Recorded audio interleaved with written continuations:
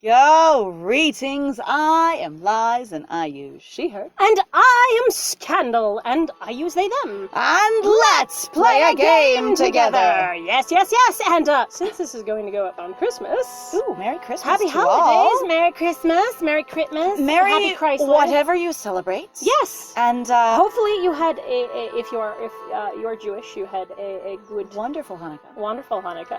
If you, Kwanzaa or any other particular holiday, because unfortunately I don't know very many because I've been so inundated with popular culture, which is, in the US, overwhelmingly Christian. Yes, but we hope that whatever you celebrate, it was wonderful and or is wonderful, and also, if you do not celebrate at all, that you just have a lovely and pleasant day. Yes, absolutely. So, he snarls, visage growing more ferocious. The corruption on his body spreads more, beginning to swallow up what humanity he has left. Gulp. Yum. And like a ghost caressing his skin, I can see the hints of chains binding him. Ah, look what you've become. Look at what you've become, or your method didn't work. I think the thing is... Okay, so your method didn't work, sort of is just like, well, you were shit at this. Look at what you've become is, it also cost you something to do that. That's the only way I get those. I don't quite understand them either. And the thing is like, it sounds like, basically, I think he gets... at this point, but it would kind of maybe like you... I would tend to think that he knows it didn't work. Yeah. Like, part of the reason he drinks so profusely is because he's very unhappy with the state of things, and sort of like... Or at least he's implied to, because I have to say, yes. I don't... It's really, it's there. Yeah. At any rate, we've embellished, but it's still there. Yeah. It reminds me a lot of the Neverending Story 2, which if you've never seen it, the important bit is the main character was given the ability to wish for things, but the wishes all came out a little differently than expected, and some of them far more simply than expected. So they weren't complete. Like, I wish for, a way in, and it's only like 3/4 of the way, kind of thing. Right. And also came at a very high cost. And so each wish you make trying to fix the previous wishes just sort of confuses things a bit more. Yeah. And I feel like this is that's a lot of specifically what happened talking here. about the movies. In the book, so it's different. In the book, it's very different. It's actually like, so they broke up the first book, I think, into like the first 3 movies or something like that. It's pretty intense. And basically, so I would tend to say he's not a stupid person. No. He knows what went on, and he also knows, basically what has happened because of it. Now, he may not have realized what he's become in the same way that he didn't realize where he was standing. Like, you don't realize how entrenched you've become in a thing. But yeah, I wouldn't be like, your methods didn't work. I think he knows. I think at this point with Corazon, I think there's a level of like... going, I know you don't listen much to, hi, that doesn't work very well based on what I've seen. So, again, making it more personal for Valerius probably would be the way to get to Valerius. Well, also, there is suddenly an implication that Valerius is vain. Suddenly. I know! At least, like, it's implied. I don't know exactly if it's That's what I said, implication. Yeah, but I mean, I don't know if that's actually, like, intentional or not. Oh, so okay. you have intentional implication versus, inadvertent. Where Right. somebody's like, oh, yeah, I guess I didn't really think, because I've heard sometimes where you talk to people about stuff, you're like, wow, did you really mean it? And they're like, what? Oh, no, God, I meant to do and they're like, oh. Or I didn't even think about that part, yeah. Yeah, so, I think I'm thinking, look at what you've become. You're barely human anymore. You're on the brink of losing yourself completely. I don't think I was always like this. This is quite a sudden segue. Actually, I know! So often in this story, I get it's funny, because my brain will come up with 7 or 8 different ways the conversation can go, and it never goes any of it. It doesn't never go any of them. But frequently when it hits a choice, none of the choices are something that I thought of at all. Well, and again, it's one of those things going, okay, there's clearly a character here. What is the character thinking? This is where, again, I get frustrated motivation? with stories like this, because you're going, you are actually writing something, even though, I guess, according to, the writers and everybody else who interacts with it, you should be able to play whatever you want.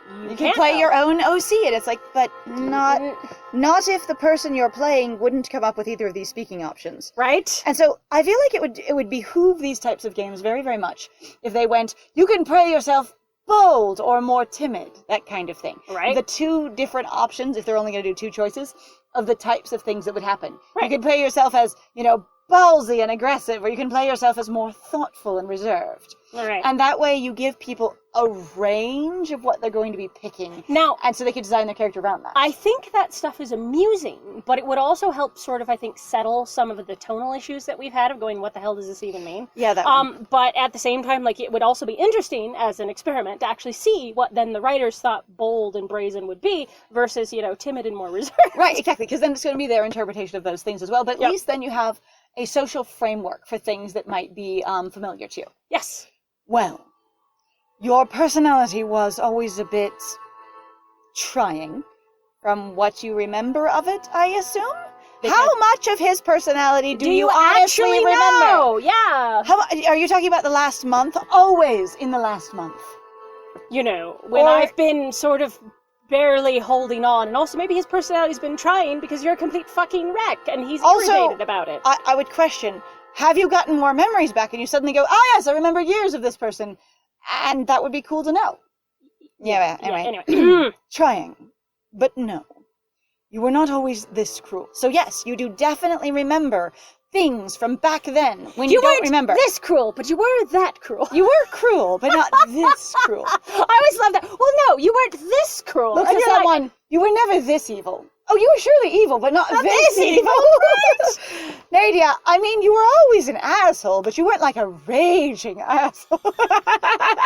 It's pretty good, honestly.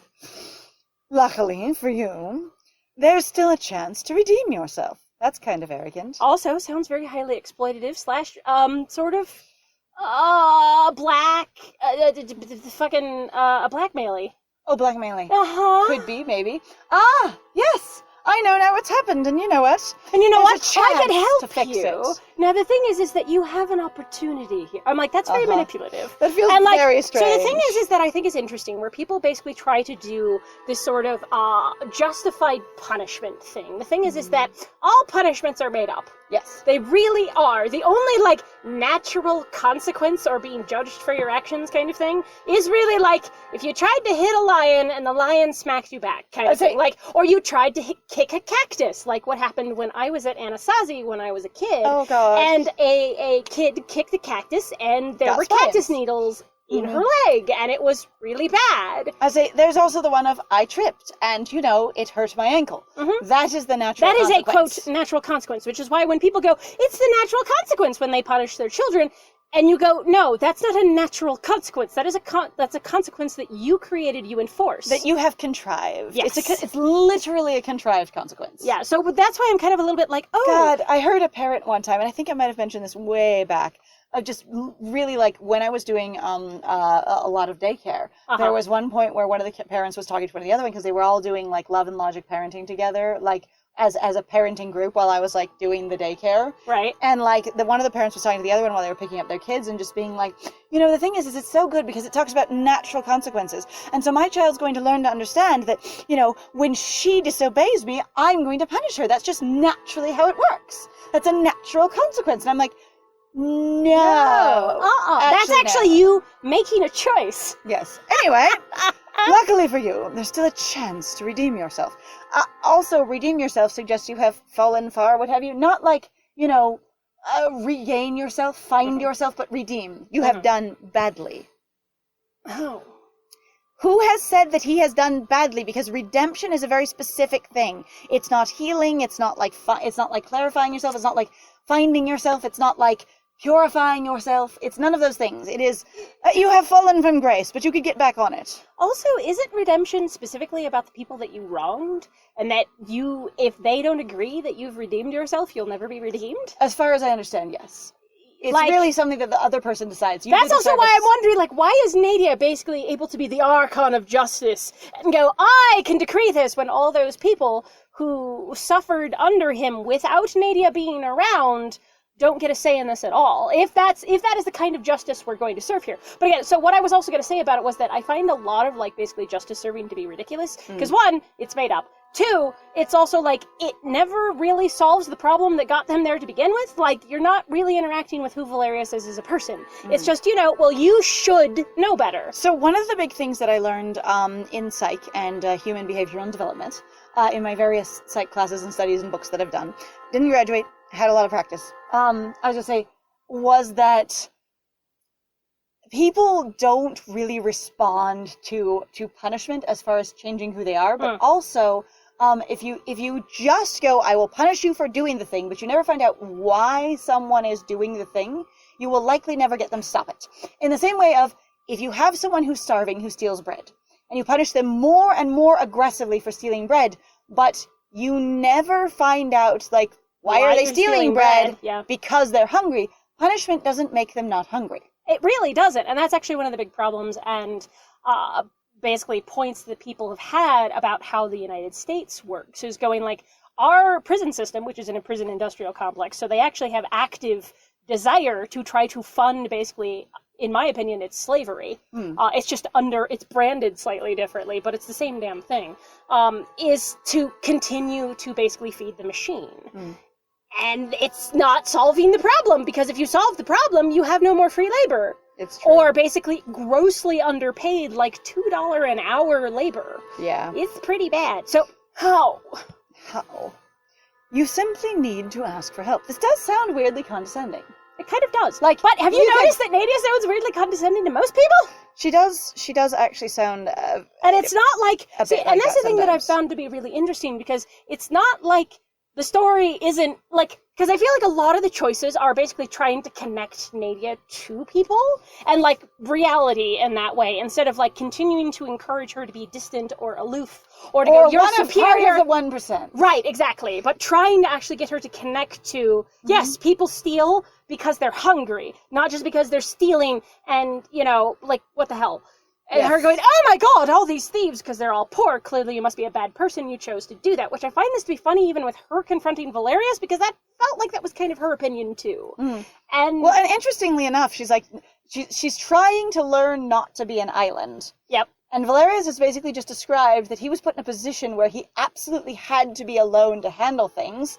And then basically a supernatural sort of experience of potential release. Like, I had a dream where I could solve all my problems, and then I woke up and it actually solved some of my problems. And honestly, I imagine that he probably was like, I don't know how that happened, but that would be hilarious maybe if it was off my dream, but no way. Right? But no way. And then it happens again. And then it happens again. And then you start going, oh my god, it's real. And at that point, you're also in too deep. But the thing is like, you have no other support.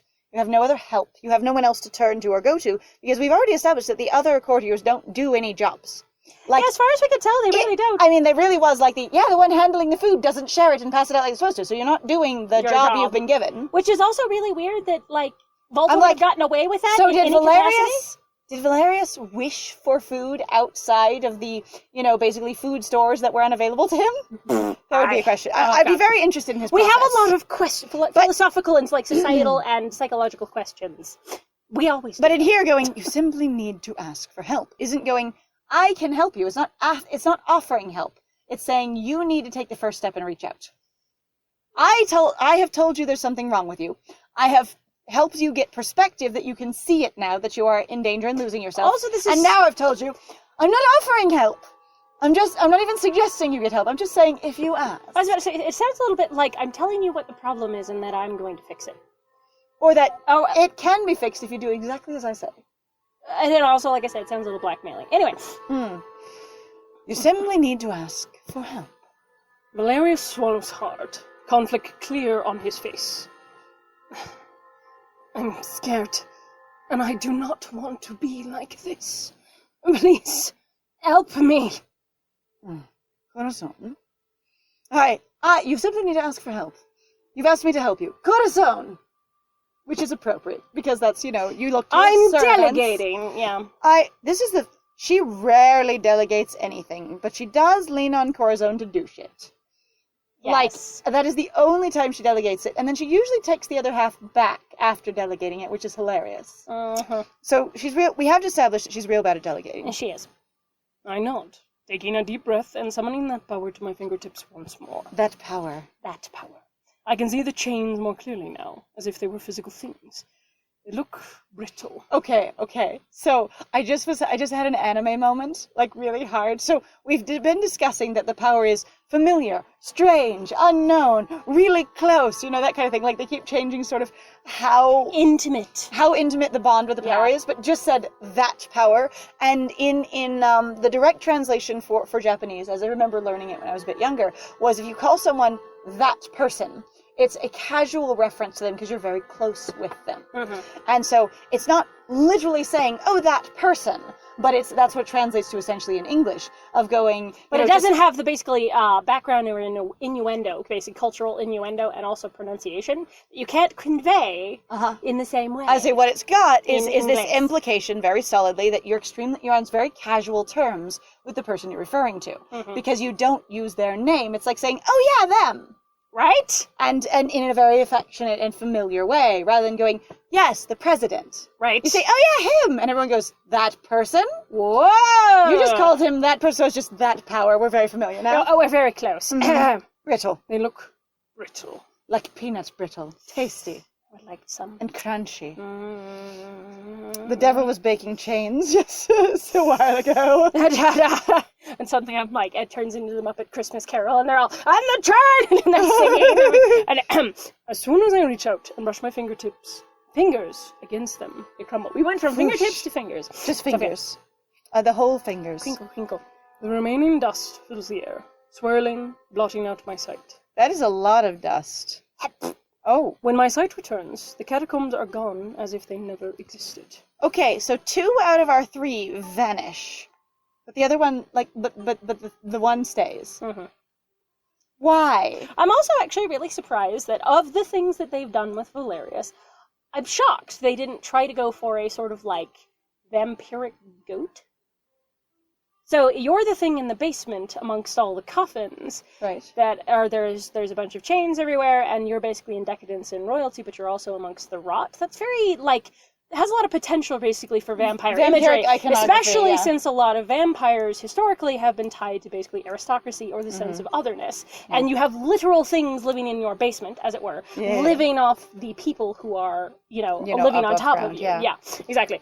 You are back in the light above ground. The stained glass looking over us benevolently. I wonder where the poor bleating goat is. I know! Not a goat. Sorry. Sheep. I know. Ram. Sheep. Where actually the patron of this realm is. Right? And standing directly below it, there they are. Hierophant himself, restored to resplendent glory. With pronouns that you just know, because you are familiar with the Arcana. Anyway, it's okay. At his feet, Valerius's body lays crumpled, but decidedly human. Oh, we do get to see Valerius. Okay, so why did only the first guy vanish? Because we passed out.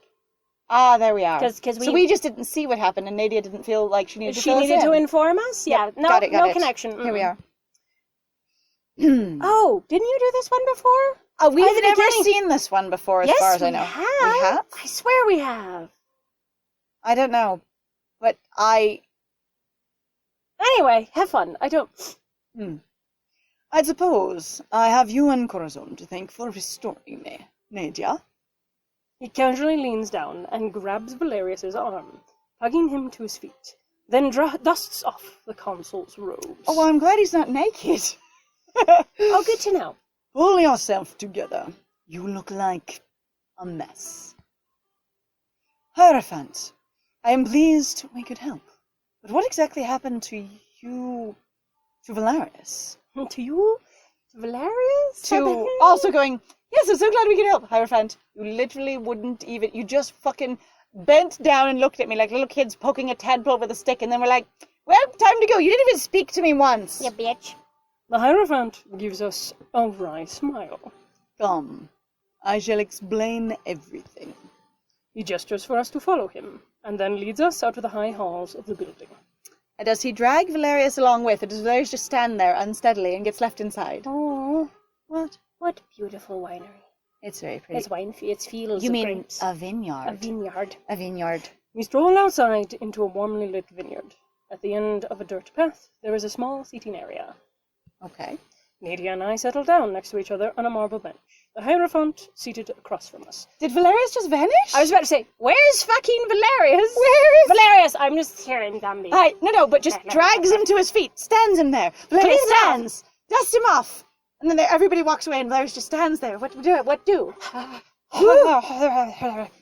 Valerius is slumped in the final chair. Oh, we were on a seating marble area. Yeah, like a marble... a bench? Bench, basically? No, apparently it's chairs. It's chairs, honey. Okay. Valerius is slumped in the final chair. Heavy shadows under his eyes. He did come with us. Excellent. Good. I assume the High Priestess has informed you of the Devil's plans. Kind of, not really. Only vaguely. I love how you basically just have Valerius's pose, but reversed. Mm-hmm. This is what we have in common. We're both drunk all the time. I mean, if you're going to look at all of them as being like slight reversals of whomever, they're a part of, as it were, it makes sense. Then why doesn't the owl have Nadia's pose? It's true. I say the owl instead of, I'm glad you did that, though. It still makes because they keep saying the owl. The owl. The owl. The owl. But Scout, not the dog. Yeah. No, they kept saying the dog, not Scout, because they don't have a name for them. Which that one makes a little bit more sense, but it's also like, why wouldn't the High Priestess go, that's Scout? Or something. They might have. Excuse me, wait, did she actually do that? I believe she did tell us it was Scout, and we referred to them as Scout. But at any rate, yeah, because we were mad going. That's Scout. I'm just going. The parallel of the pose just suggests what they have in common, and I'm going, what you guys have in common. The reason the Hierophant is your Arcana that you're close to is because you just drink your ass off. I guess, or again, it's just going. I'm kind of an inversion of you because I just thought because the poses are flipped. But again, the Hierophant wouldn't be an inversion of them. They have to be like the Hierophant to come close to it. So the Hierophant isn't mirroring you. No. I mean, Valerius is mirroring the Hierophant. So he's an inversion of the Hierophant. But again, it's just implying that the thing they have in common is drinking. I guess. The Devil's plans. Nadia nods, expression grim. The grimmiest. Yes. She told me he intends to enter our world. Permanently. And that it would destroy our world and your world completely. Hang on. Permanently? Were we not assuming it was permanent? Permanently is I'm also like, were you so you're saying that you actually finally are now casually mentioning that they were doing stuff on accident before, or it was temporary? I was gonna say he's been there temporarily, but now permanently. And I really because I brought that up, going, but he's been there before. What's the fucking difference? But also permanently, and then it will destroy both worlds, and then he won't be there anymore. Yeah, so we'll all just be gone. So I guess just bye. I love permanently being its own sentence all by itself. Permanently. I also love that you're telling this to the Hierophant. Do you want to talk about useless fucking exposition? On the other hand, because the Hierophant, as far as I know, knows what's going on. She could be checking, going, what I got was this. I mean, and that's fair. But I've just been we have pointed out before that sometimes it seems really odd. Especially... I love how freaking huge those grapes look. I want them to be that big. Can you imagine trying to... They're it's like eating an apple. Yeah, exactly. Like an asshole. To my surprise, the Hierophant lets out a short laugh. She has always had a penchant for understatements. Yes, that is what he wishes to do. How is that an understatement? By dissolving the barrier between our worlds, by merging them together. That's not entering your world, that's creating a new world. I was also to say, merging is different from entering into... Someone! They're going to walk from the house into the garden. Someone else. No, they're going to put the house and the garden together. What? Same thing, it's fine. No, same thing. And I'm like, actually, that's very different. But he is going, these are different things. So, that. No, he said that was an understatement. Yes. And I'm like... That's not an understatement. That's completely different. That's what I'm saying. I'm like, what are you talking about? It's not an understatement. It's the wrong statement. There we are. She was wrong. High Priestess swells poofs. The star. The star swells poofs. Probably. I think they're both. He asked about the High Priestess. It's true. I both explained it, so why didn't you ask about that too? It's fine. Your horns are beautiful, good sir. Together. Silence falls over us. Even Valerius rouses a little more. A little more? Why would he rouse more? It's okay. Concern. He was already rousing. He was slightly roused. He was slightly aroused. Now he is more so. concern in his eyes. His tired eyes. That would cause...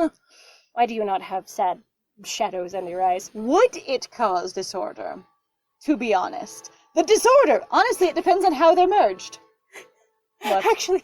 Okay, And now I feel like I'm going insane, because now we're telling two different things. Because the destruction that would cause... How many lives... I'm sorry! No, because I was just going to go... We are really literally... The High Priestess and the Star both told us a different story. Now the Hierophant is telling us a different event will happen. Uh-huh. Who's telling the fucking truth, or did the writers forget what they wrote Or and just went off somewhere else? Because those are two different things. They can't lie, but they can say it incorrectly. And I can tell you the correct way. That's not a lie, they just don't understand. Hey, Hierophant! What color are you wearing? Yeah, I know, right? Okay, but no color at all. This is all imaginary. Oh, this is all in your mind. Okay, but I'm just here going... Because okay, I think it's just... 1, the devil wishes to enter your world. 2, the devil wishes to enter your world and it would destroy both worlds. He just wants to merge the worlds. So when you say destroy both worlds, what you mean is make something new. What you mean is take this Play-Doh ball and this Play-Doh square and squish them together and knead the two colors until they are one uniform color that is different than both. Uh-huh. The destruction that would cause. I mean, maybe. On the other hand, if you go, I'm going to merge the two worlds, and you pick up one Lego set and you stack it on top of another Lego set and click them together. That is merged. You have merged them and no damage has been done. I was also going to say that's like a room in a house. And look, the room is now a part of the house. Ta-da! You've merged the house in the room. Like, when people do garage rooms, and then they actually put the garage together with the house, like when they have standing garages, and people actually... And then they just make it into a bedroom or but they actually something. put a hallway that connects between the two rather than having a separate building. Yep, there's that one too. Oh God! The destruction that would cause. Sorry, italic. The destruction that would cause. How many lives would we lose? Not enough. I mean, what? The Hierophant shakes his head. How the hell would I know? I don't even know how many lives you have. Oh, sorry. Hi. How many times have you reset the game? Oh. Hi. Good question. Hi. Let's look at your life counter. How many? So now we're playing near. Immeasurable and unknowable.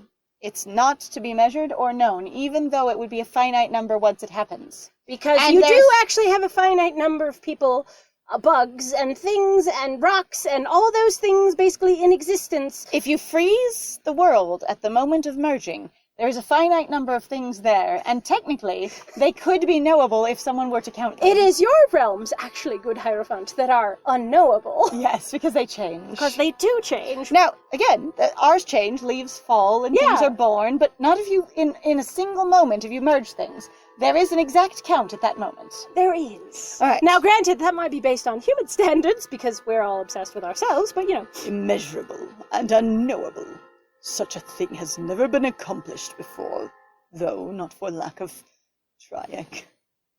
The devil has been planning this merge for a very long time. He's been a terrible CEO. I was going to say, he's been planning a merger. I went there immediately. Gets out his business card. And the fact that we're now talking about... I'm like, Helvetica. A merge is different than he wants to just exist. I'm like, okay, it's fine. We really are just talking about two different things. There is one of we have to go... He wants to go over there where all the happenings are happening. The other and then one, he'll he blow wants it to up combine merely the two. by existing. And now it's we want to fuse into one, It's also, DBZ style, except he would destroy both the realms. Are you saying he'll destroy both the realms because neither of them will be the same anymore? Because there will only be one realm that will be different than both? Which is different than just literal non-existent destruction?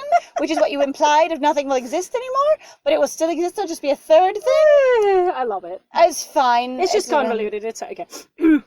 This newest ritual is only the last in a series of attempts. One by one.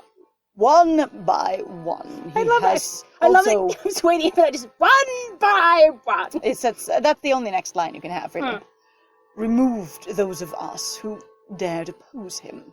I do not know how many of us have been lost. Corazon holds up tarot deck. Would you like me to find out? Yes! Oh my god! Literally pulls the cards out of pocket. We could check. Who's talking? Yes.